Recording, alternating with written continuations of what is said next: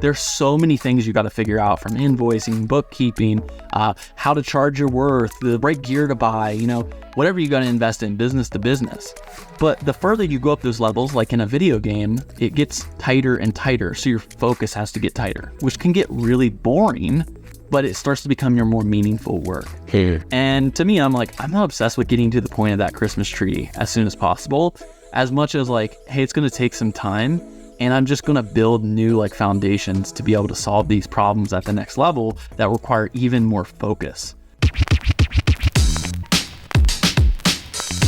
Today's episode of The Pro Guide is brought to you by Small Pond Productions, the producers of this podcast. If you're looking to boost your brand's voice with professional end-to-end podcast production, whether it's an interview show or telling stories with audio, we walk you through every step of the process to make you sound great. Head to our website and download the free Podcasting Made Simple guide. 8 critical things you need to know before launching your brand's podcast. It's all available at smallpond.productions. Welcome everybody to this episode of The Pro Guide. My name is Andrew J. Mason. I'm so excited to be able to have Josh Emerick here with us today. Josh is an Ohio-based filmmaker. That's a really tiny encapsulation of who this individual happens to be. This person has a rich, multifaceted life that is involved in multiple businesses, but also, more importantly, too, husband, father, and just so much this guy is into. And we met in one of Ryan Coral's, shout out to Ryan Coral's mastermind groups, and just really enjoyed getting to know Josh. And excited to have you on The Pro Guide just to kind of break down what your business is, but also just some philosophy about how you do life. So thanks for joining us, man. Hey, thanks for having me. I love talking philosophy. And I also just have to say right out the get-go, super huge honor to be on any podcast for me. I love this format because I'm a learner, so it's I love what you're doing. I love what, shows like this do, because it really is a way to kind of build relationships and kind of open the door and open the minds of others. So I'm grateful to be here, and I hope I add a little bit of value to the show and your audience. 100%. And one of Josh's positioning is just that mindset, that heart for giving. I think you see that in a lot of the guests that show up here, which is this desire to add value wherever they can, even if it's just a small nugget that shows up for folks. And so I'd love it if you would just kind of just wind back the clock, take us way back, and talk to me about the inception, the process of you becoming an entrepreneur. How did you end up in the space where it was I don't think I'm just going to work an hourly job adding value to somebody else's vision, but I think I've got my own thing happening here. And there's a passion for a craft of making video. Did it start with just this desire to want to make video and the technical processes surrounding that, or was it more kind of encompassing the business side? I'd just love for you to kind of break some of that down. Yeah, so I always feel like it's kind of hard to tell a story, so I'm going to tell the short version of it. Big into skateboarding. I love skateboarding, and my introduction to video was really I wanted to go pro. I really I wanted to put a demo tape together, so I was there's this program in my high school, I'll dive into this. I've always been interested in cameras, but never saw it as oh my God, this is what I'm going to do. And as I started to edit clips together, I really fell in love with editing. And I was oh, this is really fun. And early on, when I started making these skate videos and shooting skits and stuff with my friends, it wasn't just the video that drew me in, but it was the memories that I was making. When I look back on these videos, it's not just oh wow, this is a cool video. It's oh, this is me and my friends, and we're expressing ourselves, and that was so fun to try that thing. So I did really just fall in love with video, and I've seen video as this super powerful thing, and it's been in ebbs and flows of believing in it, not believing in it, and I wrestle with the word entrepreneur. That is a loaded word for me of I didn't set out to I'm going to be a business owner and this is going to be awesome. And that was probably a detriment in a lot of ways, make the skate videos, realize oh, you can't do anything with videos. So I go to college for engineering, and then I'm I can't do this engineering thing. I got to do something with video. I was drawn back to it. So around 2011, and I was all right, I'm going to figure this thing out. And I was quickly drawn to music videos. So that's probably what people know me for the most. I started there. I understand bands. I did all that. Built a wedding video brand over the years. Now I have a corporate filmmaking brand, and I do a little bit of coaching. But it's so centered in storytelling. And even thinking back over the first 7 years, it was really tough. I was all passion and it was no strategy. And for someone who has an engineering background who loves mathematics, budgeting was not in my mindset ever with any of these things. I was like, I'll just figure it out. We do better work. We'll get better budgets. And I really subscribed to that lie for far too long until I hit a low point where I was like, boy, I really got to go back to the drawing board and learn some things and kind of restructure the way that I think about these things. And that kind of led us to really revisiting the beginning, which was our mission. And we lost track of that and realizing, no, like, we're not a video business, we're a relationship business. And that's kind of where I've been firmly rooted since like 2018. It's amazing to hear this common thread that shows up in between all these, like, seemingly from the outside looking in. I venture to say that there's somebody that says, okay, wedding, corporate video, filmmaking, and then music videos, skateboard videos over here. Like, what is this common thread that's kind of tying all this together? And maybe some negative stereotypes about, like, is this individual capable of being successful in each of these different areas? What have you found to be kind of the common, you might have hit on it with story, but like this common space that shows up for all of these that allows you to express yourself differently and effectively in each? Well, early on with music videos, I think this is where I differ in a lot of ways. Is like, I didn't get started in that just because I wanted to make video. And I think with every brand, and coming back to the relationship piece, is like, a lot of times I find that when we look at niching, we think about industry alone or project type. And I kind of look at it in three facets. There's your technical niche. So maybe you're a DP, maybe you're a director. I tend to be a producer first and a DP second. So getting the information right, building the relationship, like really nailing the details. Like, that's my technical side. Your project types, which is where I feel like niching really focuses on a lot. This is where people do it at the bare minimum of like my industry, and it's like, I might go into pharmaceutical corporate films and like, that's my niche. There's nothing wrong with that. But as a creative, I am scatterbrained in a lot of ways of like, I love doing all these things. And our project type has never been the industry. It's been the deliverables. That's kind of our big promise, is we're not handing one piece of content over. It's always been multiple pieces of content and looking at the marketing potential. And this is where the band stuff really came into the equation. And then the third layer of the niche is personality type. This is the relationship piece. And I think it's really hard, but I tend to see a certain type of customer that has this like, oh, I'm struggling with putting my content out there, with telling my story. And it's not the video content that's a story. Like, when we hear this video and storytelling side of things, they're thinking, oh yeah, you want to tell a beautiful story and put a piece of content in there. I'm actually quite willing to do lower level pieces of content and think about the psychology of how people are going to interact with that, and to teach them a way to tell their story on their own so they don't have to hire us every single time. So a big piece with music videos when we started out was like, okay, like, how do we give local bands the same fighting chance as the bigger bands? And I think it's positioning ourselves more as an art director and as a marketing content hub to say, hey, we could do this one music video, but you should probably have 3 teasers. You should be thinking about BTS. You should be thinking about promos, and there should be consistent art direction and lighting, themes, all these pieces. And if you have, say, 1 piece of content versus 100 pieces of content, you can pre-release, release, and post-release and get more life out of this project. So it's adding to the value prop a little bit more. And I've applied that exact same thinking to my corporate brand, to the wedding brand, to the coaching side of things. And I don't know, I just when I think about story, I really think about it significantly more like holistic. And it's like, I do these same things for my business. So it's like, I want to kind of practice what I preach and give them the same gift. So it's so beautiful to me, this simplicity that shows up through that journey onto the other side of the complexity. So like for Ryan, introducing the idea of niching to me was actually pretty new, although unintentionally had been doing it a little bit. I love podcasting. Yeah. I love productivity. I'm the productivity podcast nerd, and anything that has to do with the task manager, man, sign me up. I'm ready to go. But on the other side of that, realizing there's this kind of false guilt about like, well, if I'm doing stuff in other spaces and I'm playing in these other undefined playgrounds, then I need to really be laser focused about where I am and why I'm in that space. And for me, it sounds like you've done the hard work of really defining, here are the sandboxes that I know that I am not only comfortable, but good at playing in. And there is some commonality in between them all. But we've taken the time to do the work of saying, these 4 or 5 places. And for me to be able to go back and say, okay, I've done that work. And now on the other side of that work, anytime I hear somebody have a need that shows up in one of these little slices that I'm really, really good at, I know that I can perk up and be like, hey, I'm your person. This is your business. I'm your guy for this. What's the difference for you in the clarity of not having done that work and just kind of going wherever your attention goes, which sounds like kind of where you were before things kind of started coming through this clarity. And on the other side, this, it sounds like you're still doing all the things that you love to do, but now it's with a lot of really defined specific parameters around that. What's the difference that work makes for somebody that hasn't done that work yet?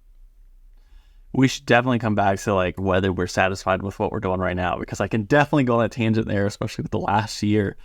But I would say there's this thing that I heard early on, and I wish I could credit where this came from, but I think this plays into the niching conversation, is like, know your audience's audience. So huge fan of heavy metal, rock music. Like I am a fan of that music. I pay attention to a lot of the bands in that space. So that's why I gravitated towards music videos. Now, along the way, Ohio, we are a commercial and corporate industry. Like, that's the majority of the work here. The people who do music videos don't exist. Like, there's a handful of people, but they're usually like experimenting. And it's like, let's go have some fun. It's almost like they're using that as their creative expression, whereas I built a business over there. And part of that is just like, I get it. Like, as someone who studies this, when I'm talking to a rock musician, and I listen to a lot of genres. Like, I tend to do a lot of heavy metal and that sort of thing, but it's like, I do pop, I do rock, and it's like, boy, you're just like not niched down at all, Josh. What are you talking about?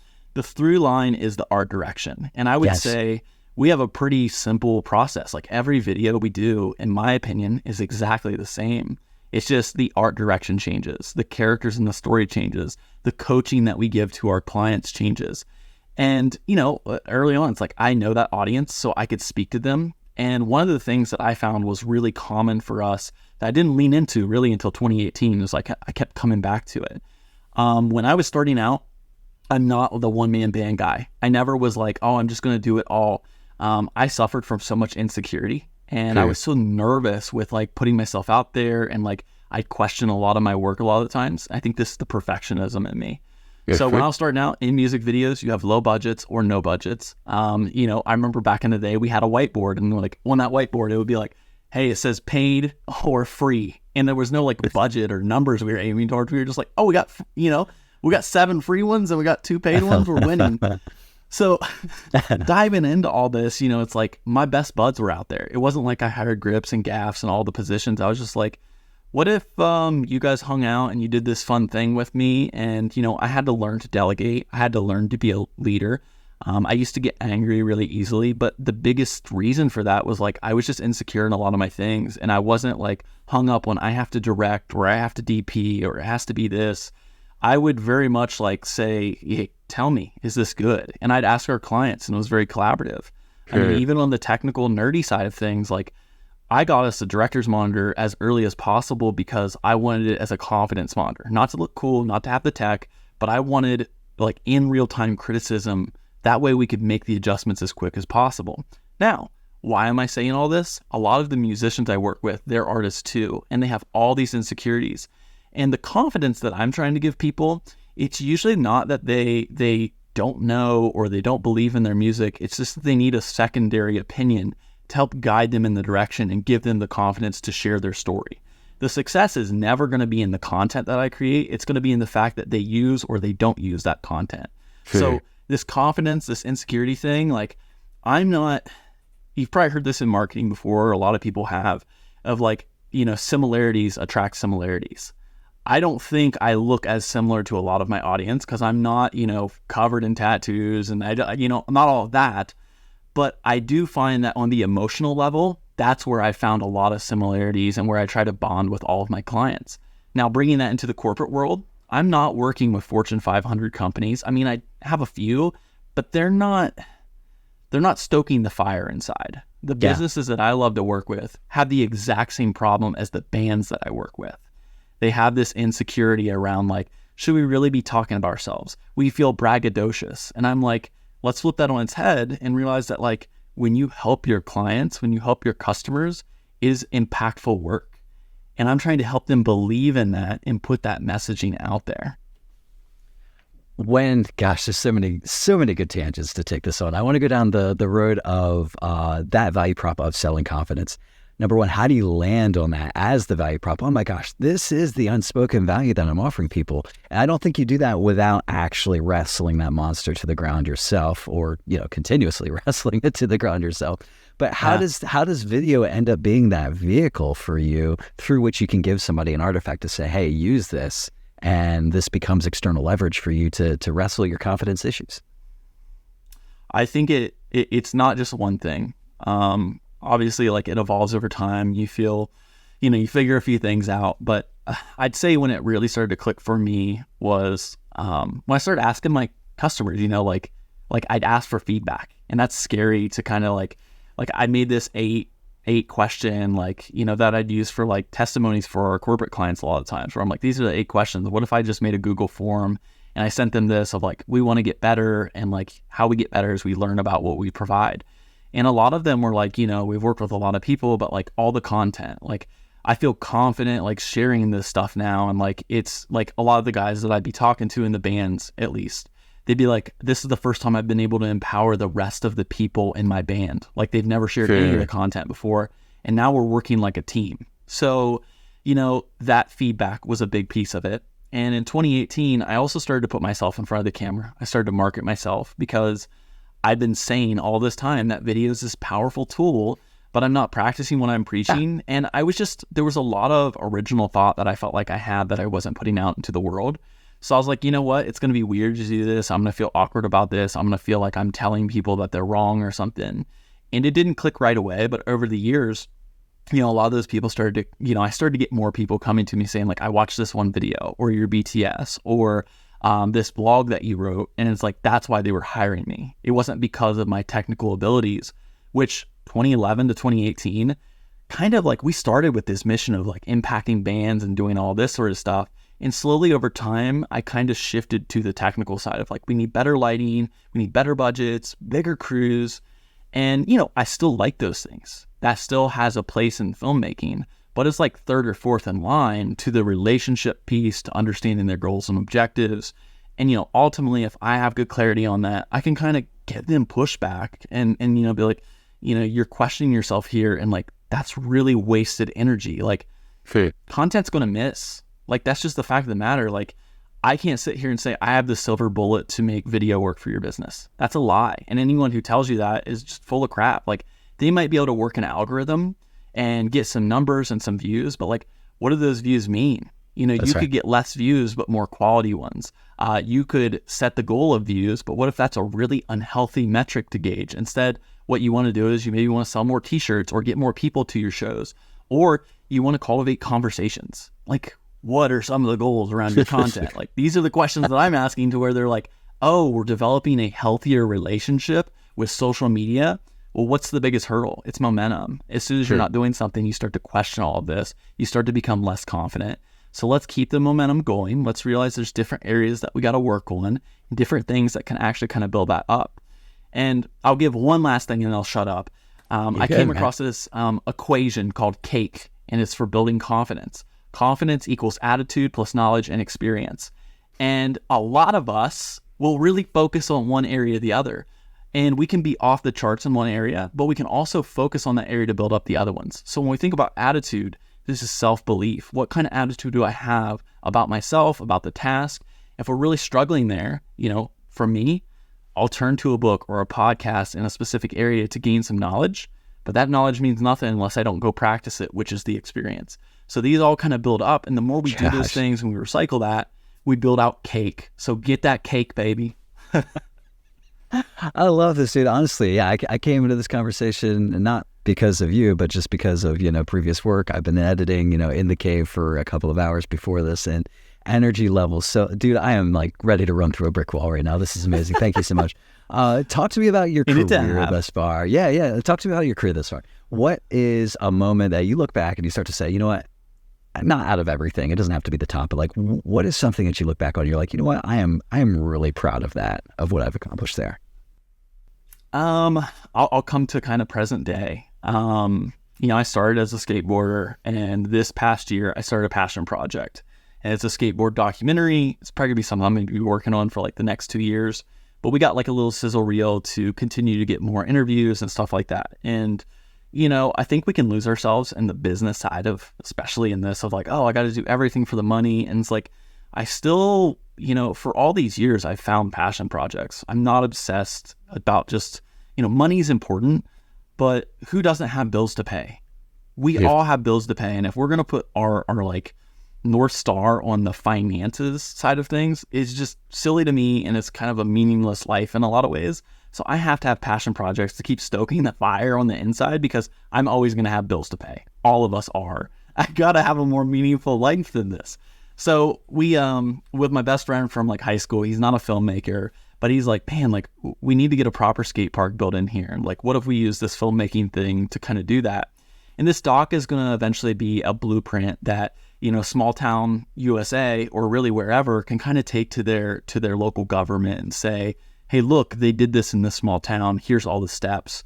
And here's the impact of this sport, because there's a lot of misconceptions around it. And I really do credit skateboarding to the entrepreneurial spirit. I think there's so much in that sport that I've kind of really gained. Like any skateboarder or BMXer or anyone in the extreme sports doesn't look at a stair set the same as a normal person does. That's right. I mean, I hate to just say that, but I'm like, I still drive by 12 years removed from the sport, a stair set, and I think, oh man, it would be so sick to do a kickflip for like backside board slide on that. Like that would be so sick to me. And like no one else is thinking that, you know what I mean? Like, so for me, pouring myself into this documentary, like it's been really meaningful, and it's been nice to be at a point where I can kind of do that. And I think the biggest takeaway is oftentimes when I'm working with clients, even if I have the best relationship with them, their creativity usually kills a lot of like the potential of a project. Just unfortunately, I've kind of went into this documentary of like, I'm going to tell the story the way that I want. I'm going to light it the way that I want. I don't have any boss with this. It's just me and,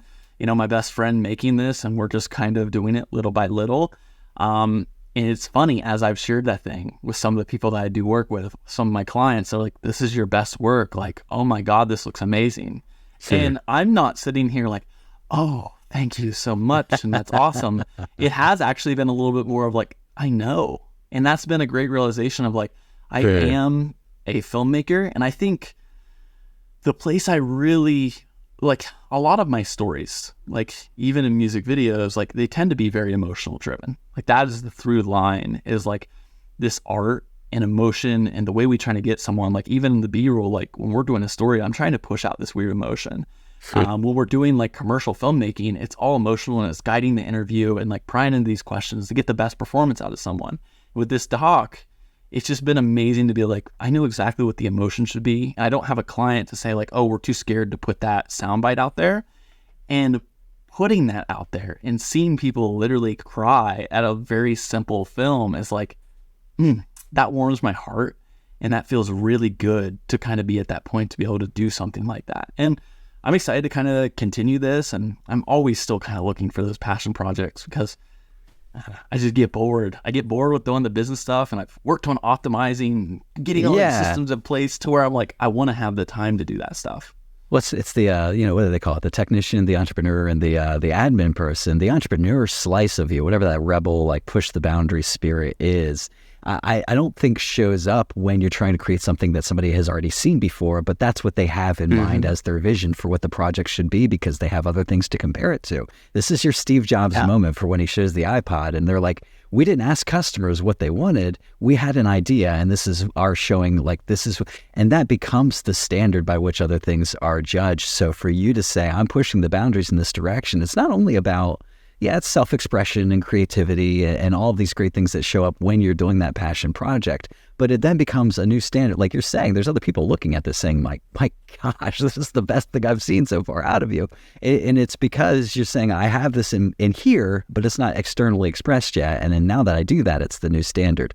Talk to me a little bit about what, for you, has there been anything that you've had to give up or trade away that, man, if perfect world shows up, I could hold on to all of it. But, sometimes you do have to trade up to go up. What is something that you've had to let go of in order to move to the space that you find yourself in right now?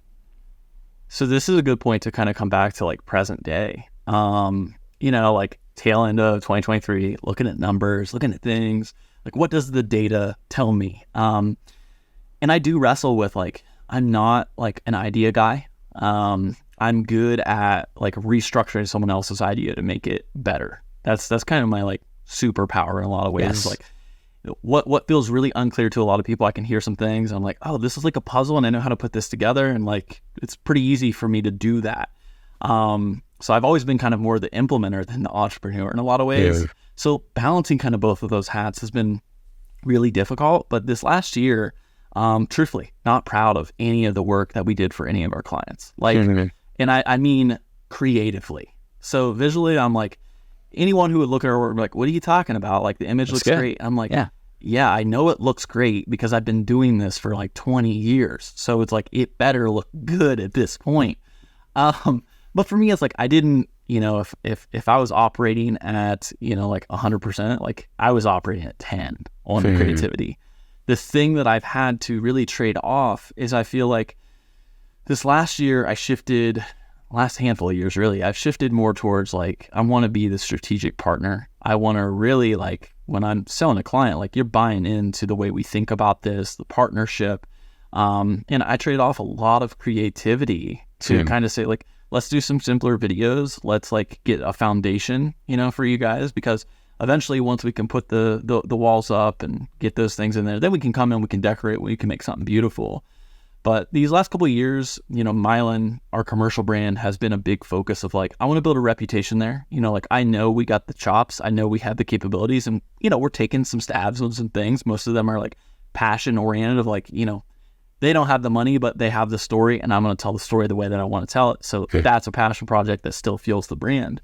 But most of it has been like, man, like, where do we deliver the most value? Like most people are really hesitant about investing a lot of money. Again, we're not working with huge companies other than like a few here and there. And I'm usually just coming in as like one piece of the pie rather than the strategic advisor. So really kind of shifting myself as like, I got to build more strategy. I got to build the systems out, and creativity might take a little bit of a backseat. But eventually I know I'll be able to come back to that, because it's not, I think so many people get hung up on like thinking too far in the future of this beautiful, you know, glorious like sunset. And for me, I'm like, sometimes you got to take a step back, rebuild your foundation to kind of rebuild to something new. And not enough people are willing to kind of take that step back and not feel like they're losing their soul. Like, don't get me wrong, like I feel that way a little bit, but I'm also like, I'm setting a foundation to get to an even better outcome a little further. And I'm a patient person. I've always been like, hey, it's in the long game. Like some of the people I've been around me for the last 10 years were like, dude, can you shut up? I'm so tired of this long game. When is the end here? When do we arrive? I'm like, I don't know. I don't really care. It's just fun. Yeah. It's crazy. I've heard Gary Vee talk before about, you know, one of the biggest takeaways he has is like, guys, unless you're hit by a bus, your life is long. Like it's long. So trying to make all these short little bets, that's how people short circuit themselves. And I think about that, the idea that you are building the stages you want to dance on, and you're not singing when you're building. It hurts. You know, it's like, this is hard work to get there. But eventually, you know, as the stage takes shape, we get to sing on it. And I think that's awesome. Talk to me a little bit more about business broadly, suggestions for anybody that maybe has a bit of that spirit in themselves of like, you know what, I'm not fitting into a box, not necessarily that I can't do work. It's not about discipline, but I've got this unsettling in me.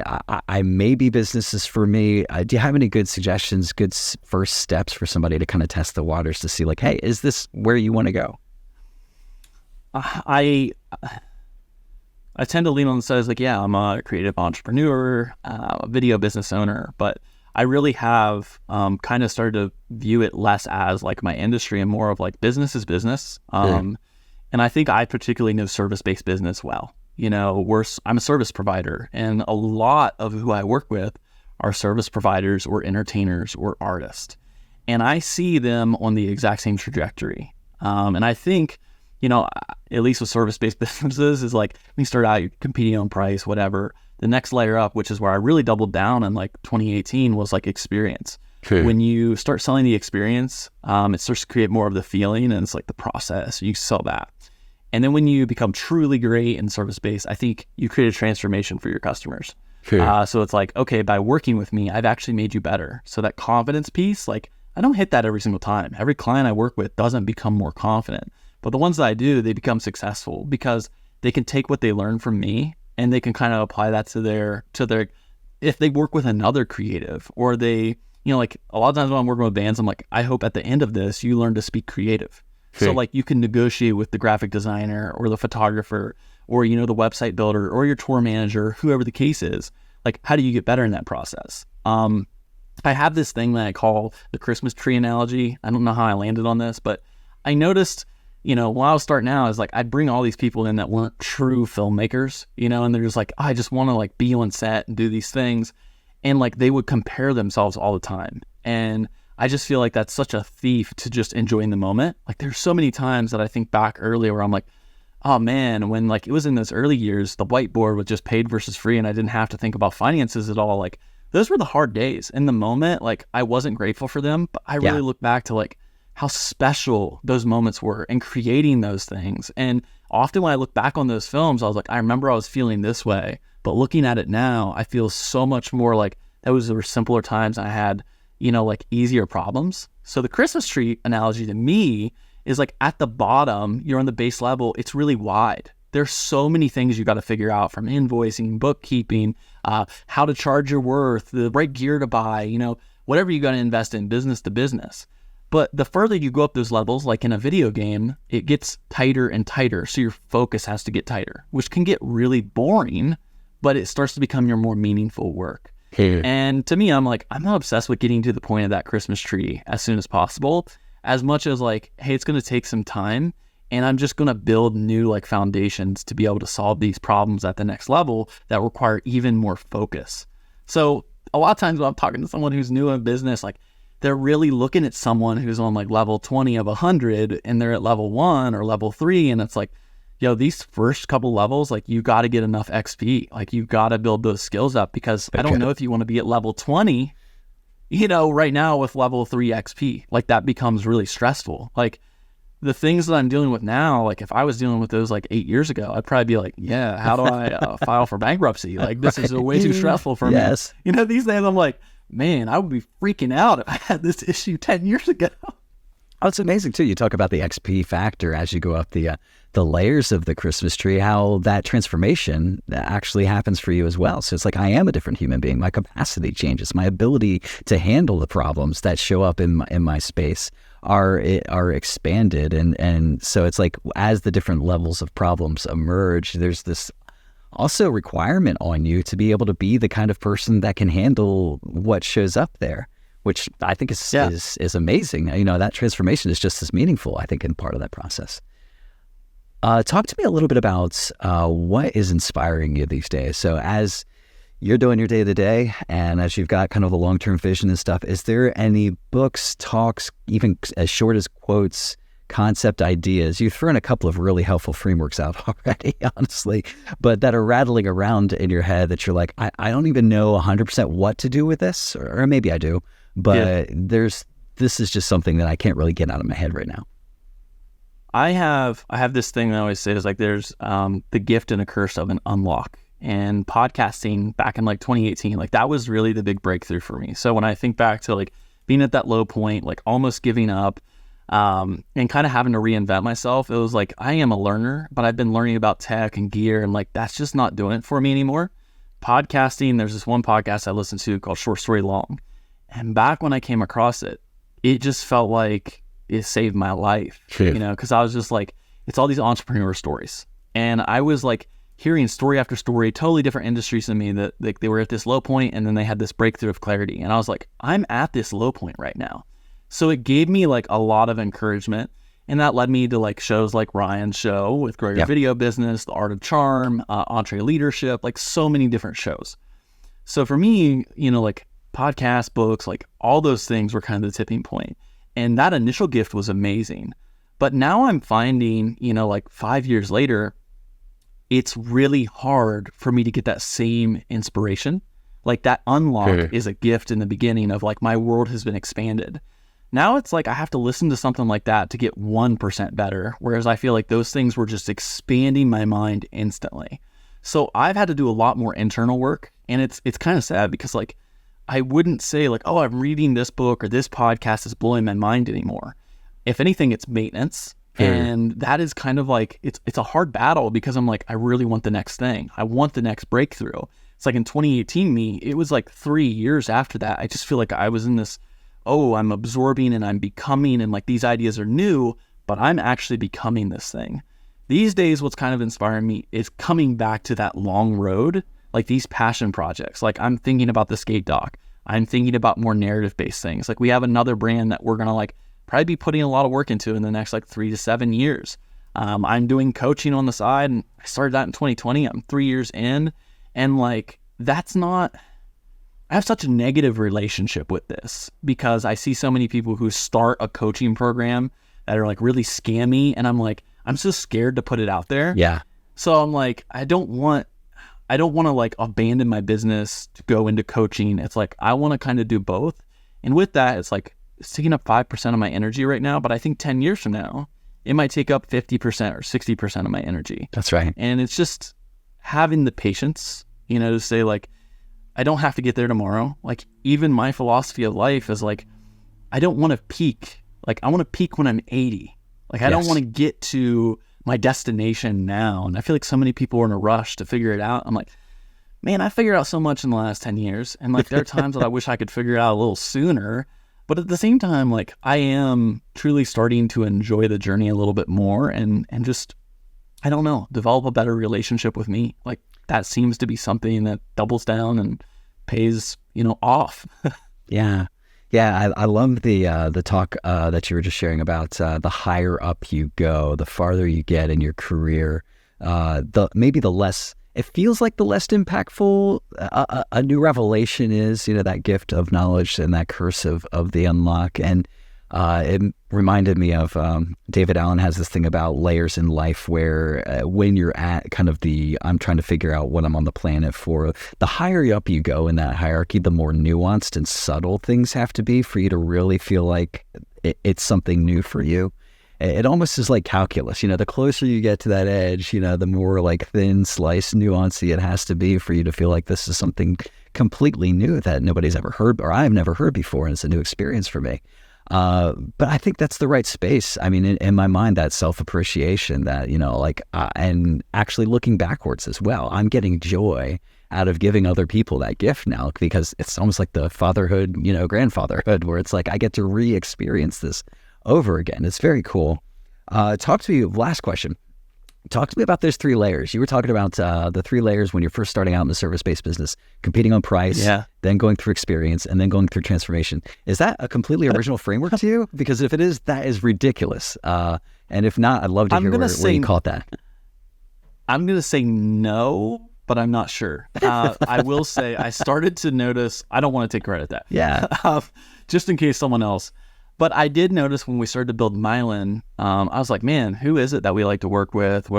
How does the music video stuff kind of translate? I just noticed like a lot of the stories we were telling were for these service-based industries. And I started to notice this weird trend of like the ones that we were working with and that we were signing, they had this amazing experience, and it was like their process needed to be highlighted and the impact they were making for their customers. And I started to like, wow, like I feel like I'm speaking the same thing. And the people that we weren't working with in the service-based space, that I was like, this doesn't feel like a good story to tell. They were so focused on price. And then like my favorite stories were the ones that like, they're not even thinking about price or anything. They're just thinking about what is the impact that we're making. Let's highlight those stories.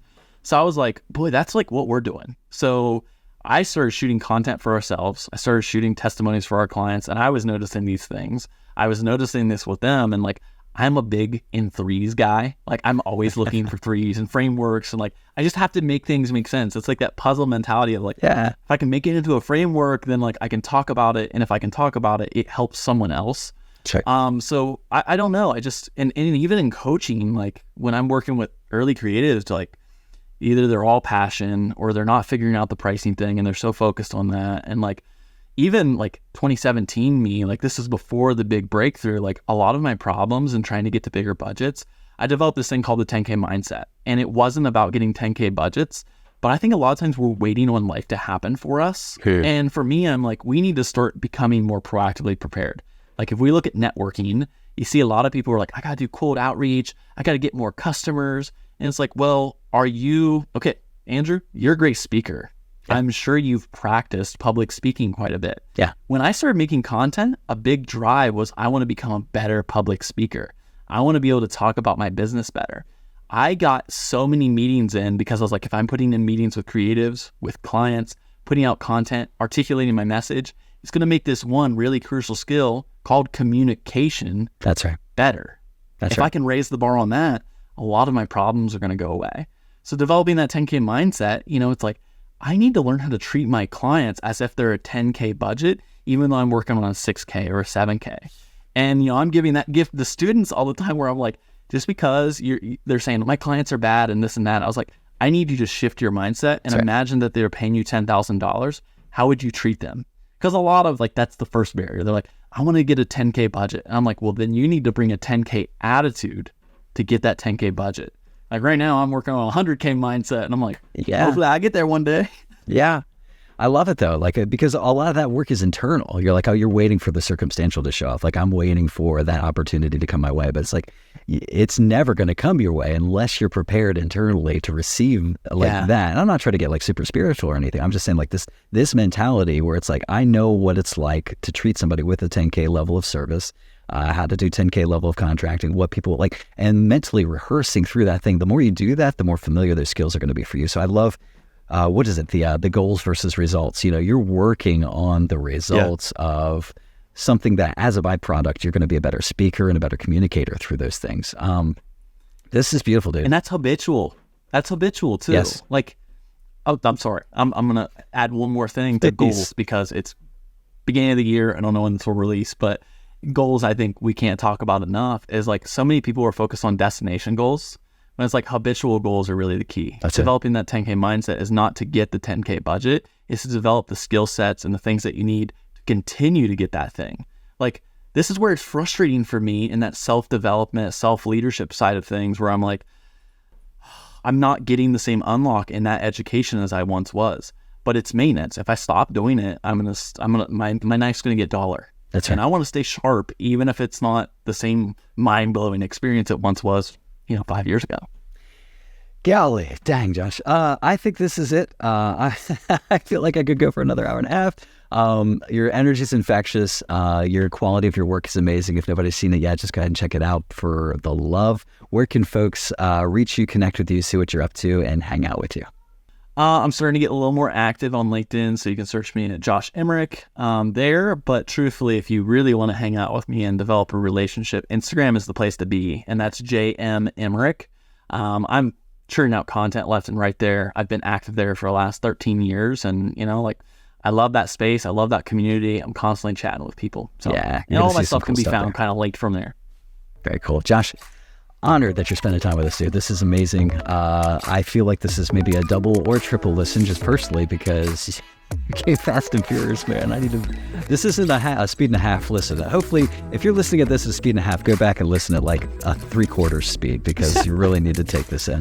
Honored that you're here, man. Appreciate you having me. Yeah. I so appreciate the opportunity to be here. I mean, you're checking off some of my goals for 2024. I want to make more impact on community. So hoorah. Love you, appreciate you, and thank you, friend. Ditto. Thank you so much, Josh. And our thanks to all of you for listening. If you're looking for a quick way to make our day, a review in iTunes or subscribing to this podcast would mean the world to us. Our thanks to Small Pond Productions for sponsoring. And this was The Pro Guide. Learn from leaders, change your life. See you, everybody.